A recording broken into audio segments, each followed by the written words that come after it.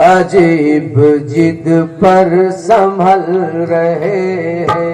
अजब का दावा है पापियों का, अजीब जिद पर संभल रहे हैं। अजब का दावा है पापियों का, अजीब जिद पर संभल रहे हैं। अजब का दावा है पापियों का, अजीब जिद पर संभल रहे हैं। उन्हीं से झगड़े पर तुल रहे हैं, उन्हीं से झगड़े पर तुल रहे हैं, कि जिनसे वे लोग पल रहे हैं। अजब का दावा है पापियों का, अजीब जिद पर संभल रहे हैं। अजब का दावा है पापियों का, अजीब जिद पर संभल रहे हैं। उन्हीं से झगड़े पर तुल रहे हैं, उन्हीं से झगड़े पर तुल रहे हैं, कि जिनसे वे लोग पल रहे हैं। अजब का दावा है पापियों का, अजीब जिद पर संभल रहे हैं।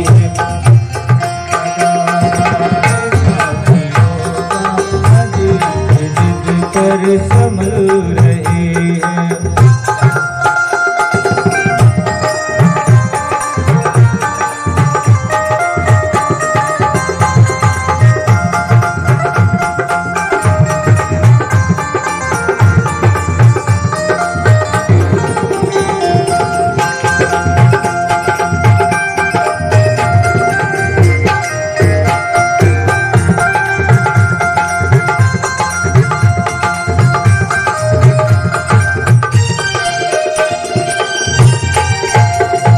ये कह रहे हैं श्याम सुंदर, ये कह रहे हैं श्याम सुंदर, अधम उदाहरण बने कहाँ से, अधम उदाहरण बने कहाँ से।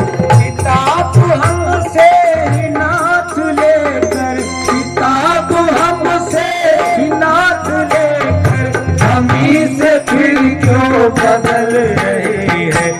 अजब का दावा है पापियों का, अजीब जिद पर संभल रहे हैं। अजब का दावा है पापियों का, अजीब जिद पर संभल रहे हैं।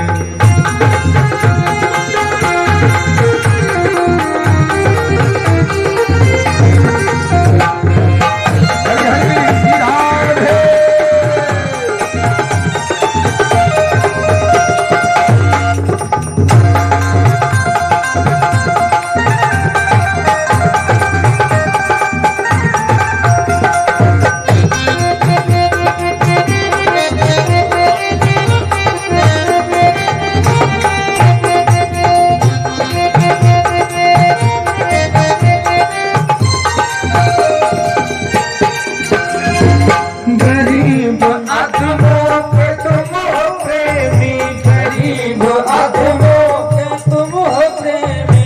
ये बात मुद्दत से सुन रहे हैं, ये बात मुद्दत से सुन रहे हैं। इसी भरोसे पे तुमसे भगवान, इसी भरोसे पे तुमसे भगवान झगड़ रहे हैं, मचल रहे हैं।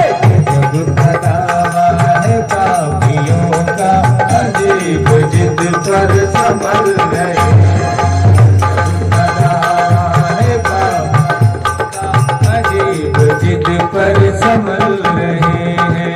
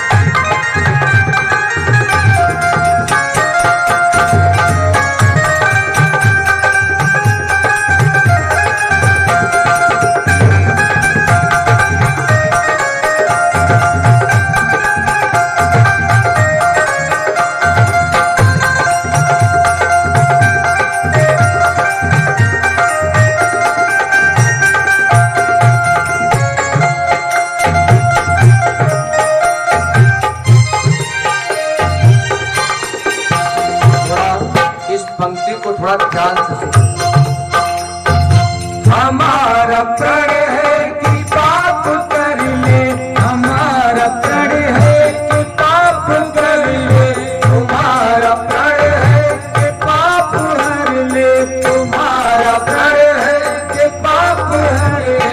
तुम अपने वादे से हट रहे हो, तुम अपने वादे से हट रहे हो, हम अपने वादे पर चल रहे हैं।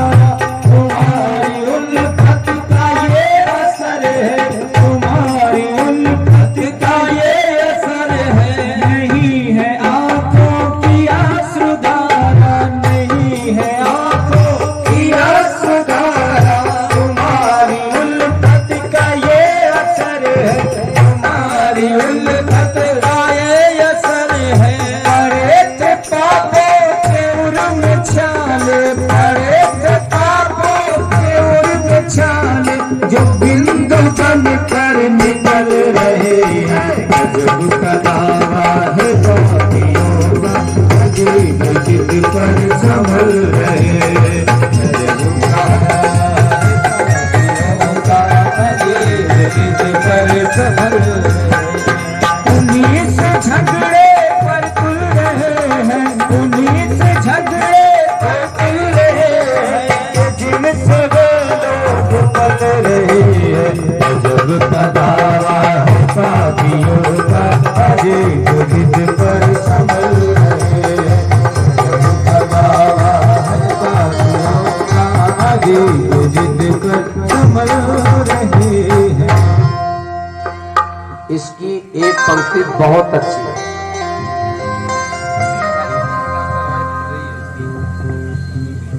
देखिए जरा सुनिएगा।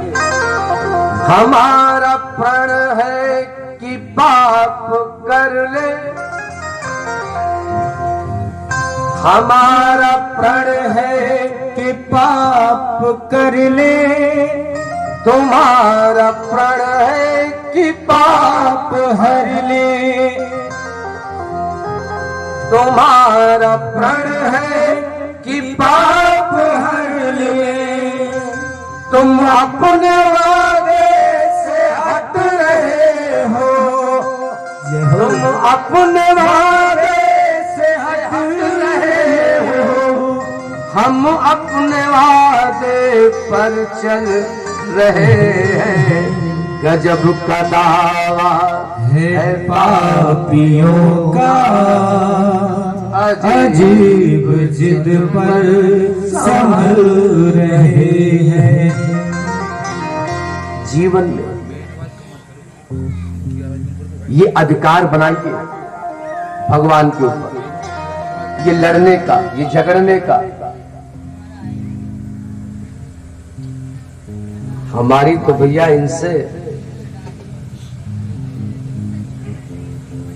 इनसे लड़ाई होते, हालांकि एक व्यक्ति को छोड़कर आज तक बाकी किसी ने देखा नहीं है। इनसे लड़ाई होते हुए हमारी, बाकी किसी ने देखा नहीं। और व्यक्ति और कोई नहीं, वो हमारे यहाँ देवी जी हैं, वो देख चुकी हैं कि जब मैं इनसे लड़ता हूं कैसे लड़ता हूं। बाकी आज तक किसी को नहीं पता। जीवन में झगड़ा करने के लिए माई बाप अधिकार बहुत जरूरी है। आपका कितना अधिकार इनके ऊपर है, जो आप कितने दावे से आप कह सकते हो। गजब का दावा है पापियों का, अजीब जिद पर संभल रहे हैं।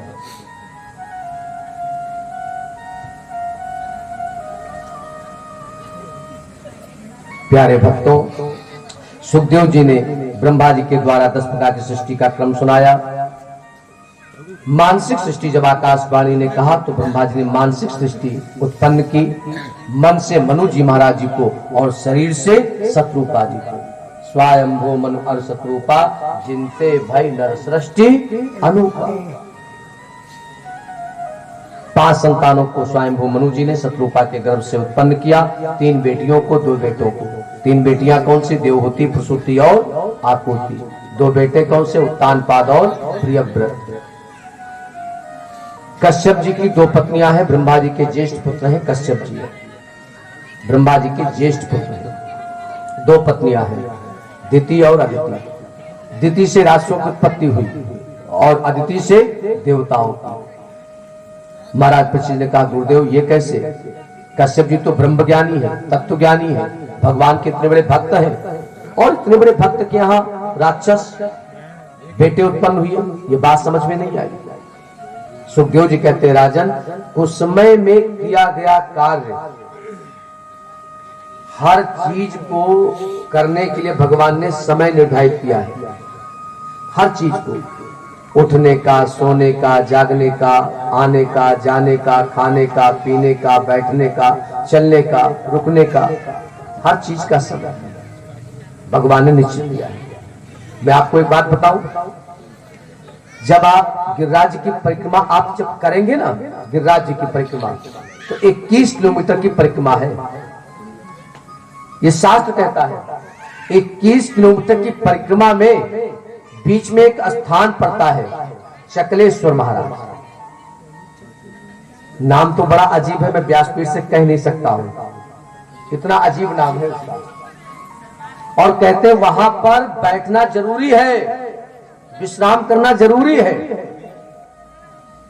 साथ ये नहीं कहता कि आप परिक्रमा कर रहे हैं तो कंटिन्यू करें ना, विश्राम करना वहां पर जरूरी है।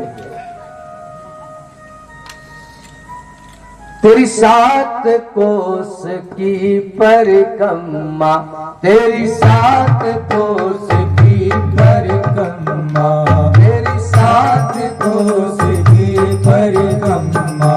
और चकले और चकले और चकलेश्वर बेसाम बेसाम तेरे गोवर्धन महाराज महाराज तेरे माथे मुकुट विराजे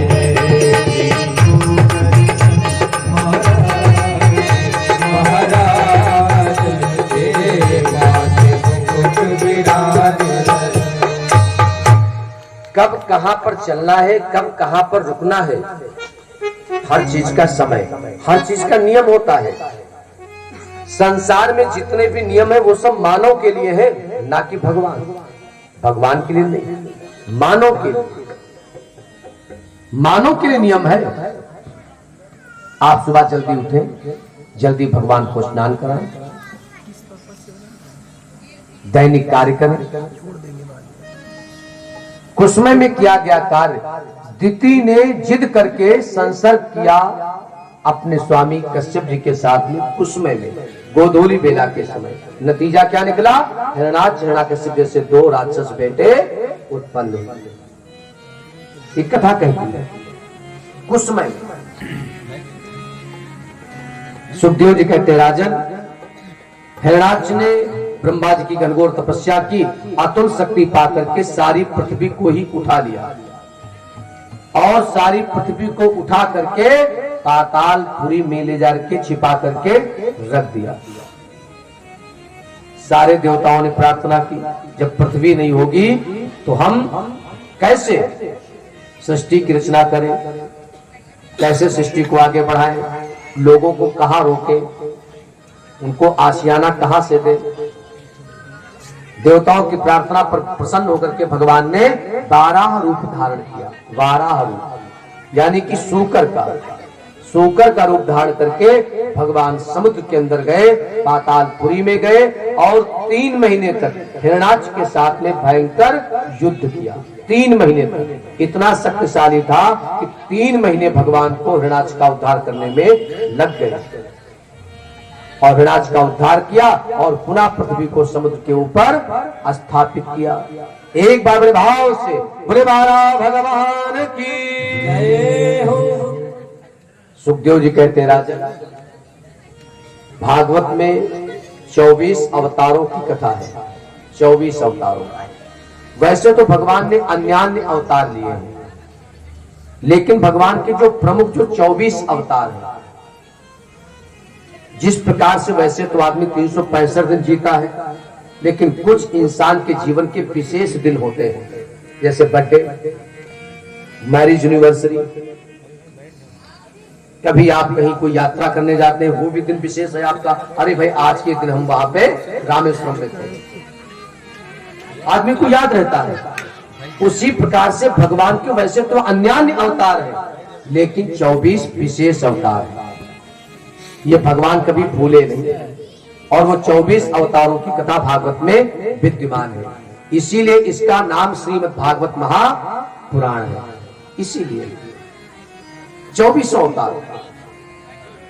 और वो 24 अवतार कौन कौन से हैं, आप लोग ध्यान से सुने। भगवान का पहला अवतार साएव प्रथमं देवः कौमारं सर्ग संस्कृतः चचार दुश्चरं ब्रह्मचर्यम खंडितम। भगवान नारायण ने जो प्रथम अवतार लिया वो कौमार सर्ग में लिया। कौमार सर्ग का मतलब समझते हैं, कन्याकुमारी में।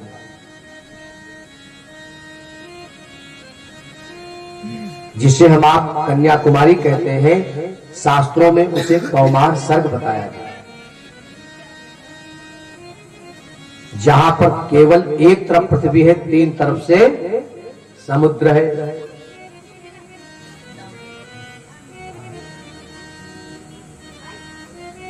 वहीं पे भगवान ने 4 स्वरूपों में, प्रथम अवतार है, 4 स्वरूपों में भगवान ने अवतार लिया।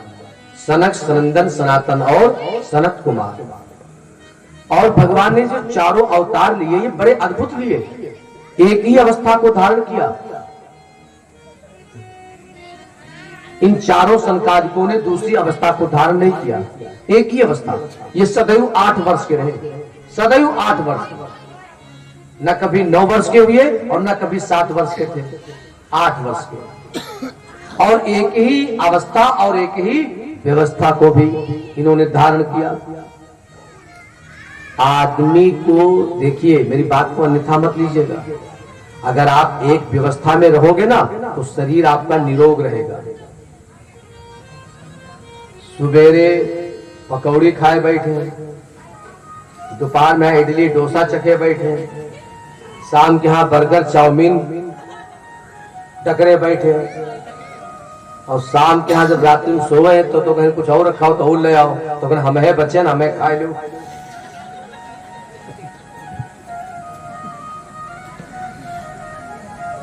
आजकल आदमी भजन से ज्यादा भोजन पे ध्यान दे रहा है।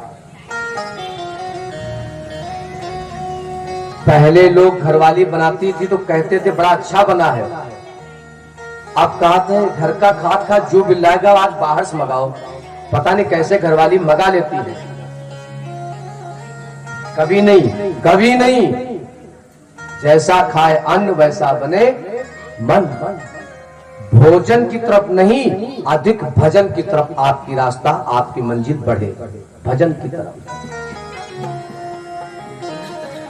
भोजन तो अरे साहब होता ही रहेगा, लेकिन भजन होना चाहिए। भजन की बात करो ना तो आदमी बच्चे क्या कहते हैं, खाने पीने की उम्र है। चलो बच्चे कहे तो बात समझ में आए। बच्चे के माँ बाप कहते हैं अरे महाराज जब भी आप, अरे बच्चा है भी तो खाने पीने की उम्र है। चलो भाई खाने पीने की उम्र है तो मैं कह लो भजन। अरे महाराज जी बड़ी जिम्मेदारी है, बड़ी जिम्मेदारी है जीवन में। अरे कीर्तन करो जवानी में, बुढ़ापा किसने देखा है। कीर्तन करो जवानी में, बुढ़ापा किसने देखा है। भजन करो जवानी में, बुढ़ापा किसने देखा है। कीर्तन करो जवानी में, बुढ़ापा कीर्तन करो जवानी में, बुढ़ापा किसने देखा है।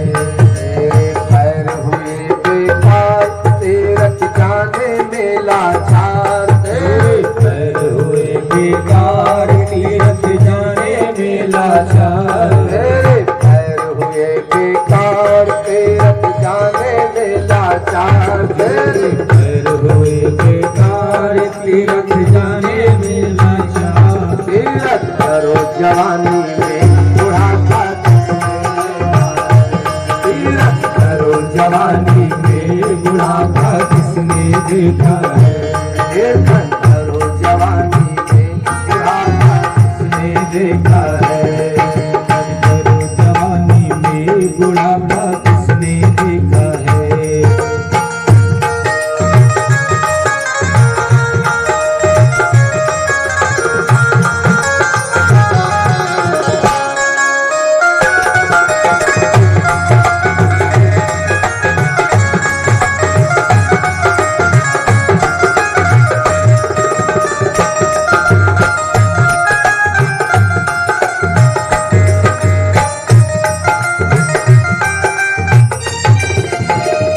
तेरे कान हुए बेकार, कथा सुनने में लाचार। तेरे कान हुए बेकार, कथा सुनने में लाचार। तेरे कान हुए बेकार, कथा सुनने में लाचार। तेरे कान हुए बेकार, कथा सुनने में लाचार।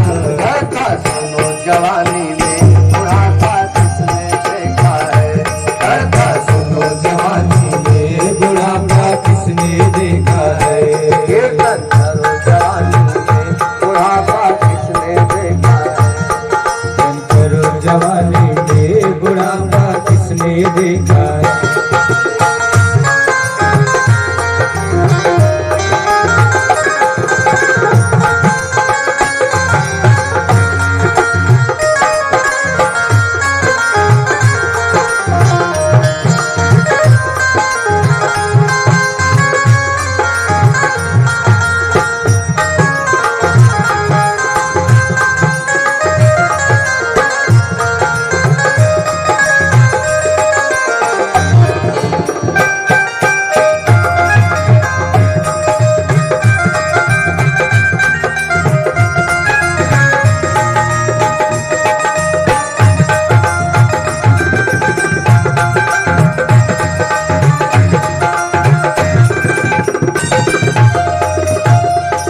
थोड़ा इस पंक्ति को ध्यान से सुनिएगा।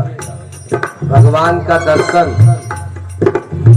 देखिए, जब आंखों से दिखाई कम देता है ना, दुनिया आंखें खोल करके लिखती है। हमारे मैनेजर साहब आंखें बंद करके लिखते हैं। कभी आप देखिए इनको लिखते, जब ये कभी लिखे रजिस्टर पर नाम, आप देखिएगा आंख बंद करके लिखते हैं।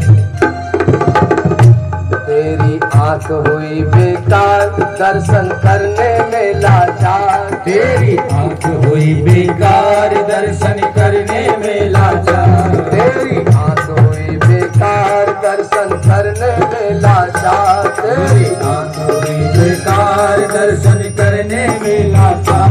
दर्शन करो जवानी में, बुढ़ापा किसने देखा है। जवानी में, बुढ़ापा किसने देखा है। दर्शन करो जवानी में, बुढ़ापा किसने देखा है। बुढ़ापा किसने देखा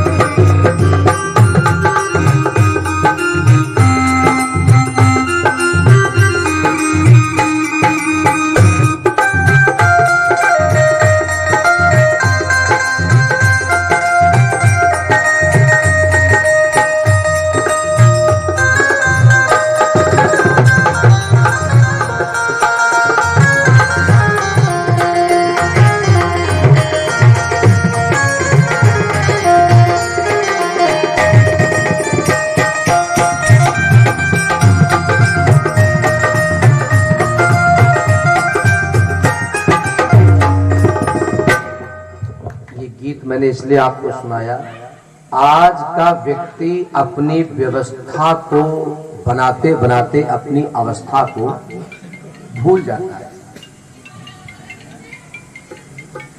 जब तक वो व्यवस्था बना करके खड़ी करता है तब तक उसकी अवस्था ढल जाती है, और फिर वही व्यवस्था जिसके लिए अपना पूरा जीवन उसने गला दिया, वो व्यवस्था उसकी अवस्था में वो काम नहीं आती। जीवन व्यवस्था के साथ साथ में हम अपनी अवस्था का भी ध्यान रखें कि कितनी तेजी से हमारी उम्र घट रही है। साहब, अवस्था का भी ध्यान रखें। ये कथा संदेश देती है, भगवान ने ब्रह्म ऋषि संकादिकों का अवतार लिया तो अवस्था और व्यवस्था दोनों एक रखी, ना अवस्था का परिवर्तन किया और ना अपनी व्यवस्था का परिवर्तन किया। भगवान की व्यवस्था जानते हो क्या थी संकादिकों की? केवल सत्संग, केवल सत्संग।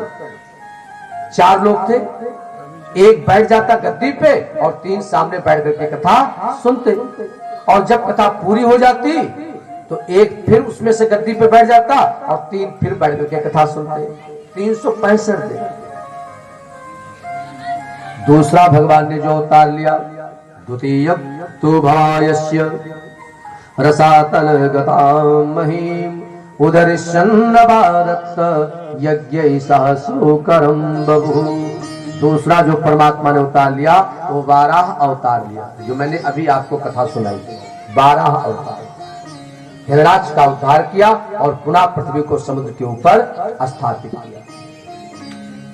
तृतीयम ऋषि सर्गम च देव ऋषि मुपेत्यशः। तीसरा जो हमारे प्रभु ने अवतार लिया वो देव ऋषि नारद जी का अवतार लिया। ये जो नारद जी हैं ये भी भगवान नारायण के तीसरे अवतार हैं। नारद जी का अवतार, और केवल इन्होंने भी केवल एक ही कार्य किया, एक ही संकीर्तन, श्रीमन नारायण नारायण नारायण। देखिए, जीवन में इष्ट एक होना चाहिए। आप व्यवहार अनेक के साथ करें, लेकिन इष्ट एक होना चाहिए। आपका अगर इष्ट एक होगा तो आप कभी जीवन में लड़खड़ाएंगे नहीं, आप कभी धोखा नहीं खाएंगे। और जब आप अनेक लोगों से जुड़े होंगे तो माई बाप एक ही साधे सब सधे, सब साधे सब जाए, पानी देवे मूल को फूल ही फल ही आधार। जीवन में इस बात का ध्यान रखिए, इष्ट एक होना चाहिए। व्यवहार सभी के साथ करें, लेकिन आपकी आस्था, आपका प्रेम एक के प्रति।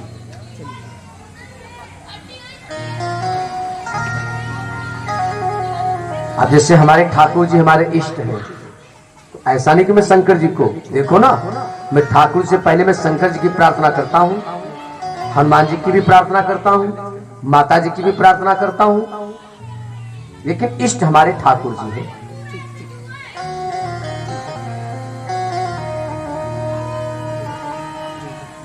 चौथा अवतार धर्म की पत्नी का नाम है मूर्ति। चौथा अवतार धर्म की पत्नी का नाम है मूर्ति, और मूर्ति के गर्भ से नर नारायण सूर्य में परमात्मा ने चौथा अवतार लिया, नर और नारायण। 2 युगों तक ये केवल तपस्या ही करते रहे। 2 युगों तक देवता लोग इनके पास आए और कहा, प्रभु आप 2 युगों से तपस्या कर रहे हैं, समाज में कोई आपने कार्य किया नहीं, तो समाज आपको क्या जानेगा, समाज तो आपको पहचानेगा नहीं। तो नर नारायण ने कहा, ये बताओ समाज कैसे पहचानेगा? तो देवताओं ने कहा, जब समाज के लिए जब आप कुछ करोगे तो ये समाज आपको पहचानेगा।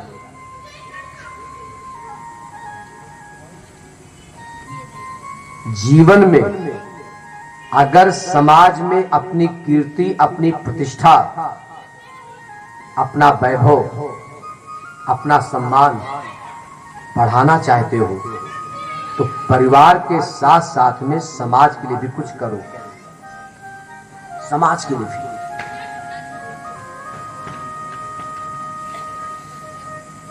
और जब हम समाज के लिए कुछ करते हैं, अब श्री धाम वृंदावन में आश्रम का निर्माण हो रहा है। हाँ, मैं इस बार मैं बता दूं, हालांकि एक बार बता चुका हूं, वैसे तो हमारी प्लानिंग सुखताल में थी कथा की 2024 में, क्योंकि श्री धाम वृंदावन में 2014 में कथा हो चुकी है, 2014 में, लेकिन चूंकि प्राण प्रतिष्ठा का कार्यक्रम होना है, इस वजह से 2024 की जो तीर्थ की जो कथा होगी वो हमारे ठाकुर जी के पावन सानिध्य में, हमारे प्रिया प्रीतम जी के मंदिर में और अपने आश्रम में, सत्संग सुख आश्रम में इस बार 2024 की तीर्थ की कथा का आयोजन हम लोग करेंगे। मई या जून में, या तो मई में या जून में।